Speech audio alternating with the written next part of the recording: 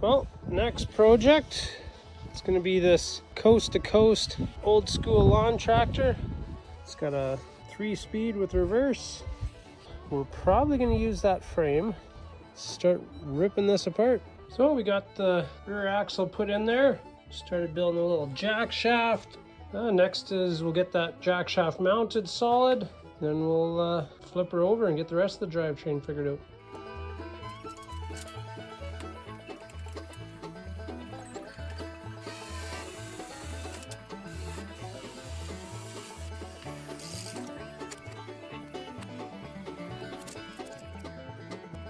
Okay, got the jack shaft in there.